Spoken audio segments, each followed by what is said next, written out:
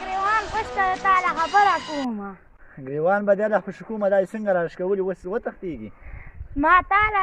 ما ویل ماما به څه د خوب نه راوځي ما یې با ټینګر راوشکو دومره ښه سړی ته یې ما لاس کې وارګه چې زه دې پلار رویم ماما جانه ما تعالی رانړوو ما خو څه ځان نه وي رانړولي ما ویل ماما جان به څه په عذاب وو دې خو مونږ خواري کړې ده سر یې اوبه م وله ورکړي دي اوبه هم دومره تیورونه هم دومره قیمته دي چې ولا چې سړي بیخ شي نه اوس دې پلار له وړمه یوازې په پلار غاړه خلاصه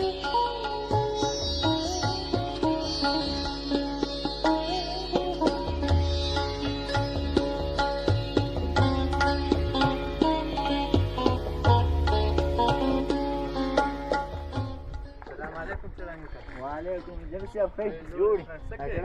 ولا دا لښتې لږ وباسم اوبه راته کړم سودا مې لږه پکار وه راځه سید امین کاکا ولا چې انجینر صاحب په 100 روپۍ من دي دا خو ډېر ارزانه دي ولا چې انجینر صاحب دا د نورو ملکونو ټماټر کېږي که نه د نورو ملکونو نه ایران او پاکستان نه چې راځي هغه ګران دي چې زمونږ د ملک وشي لاره یې نه بل ځای دی نه وړي د حکومت والا او دا زمونږ ټماټر څوک په 100 من نه دي دا وګوره چې ښه ټماټر دي د پاکستان او ایران نه ښه ټماټر دي او دلته ارزښت نشته دی اوس سید امین کاکا خبره خو یې څه وکړه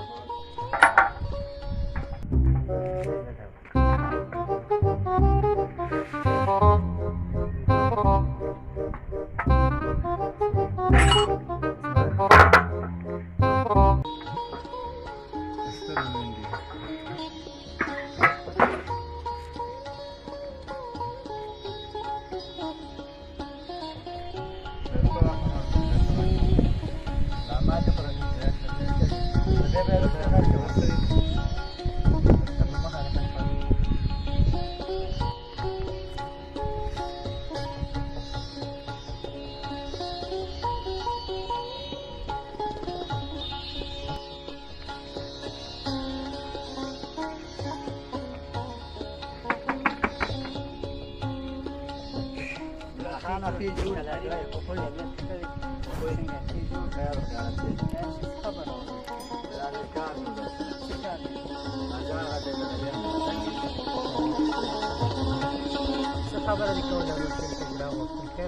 ولا امیر خان هغه رور دې څه دی غرمه هم درغلی او ما درغلی مې ولاس نیولې پلار د کور کې نه و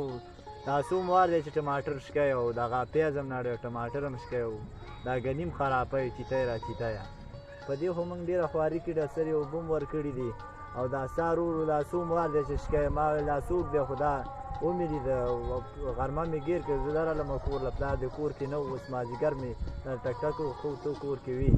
صحیح ده وروره ګیله دې په سر سترګو بس بیا به آینده داسې نه کوې زه به یې پوه کړم صحیح پلار ته به مې مخ یم زه به پوه به یې کړم زه به یې پوه کړم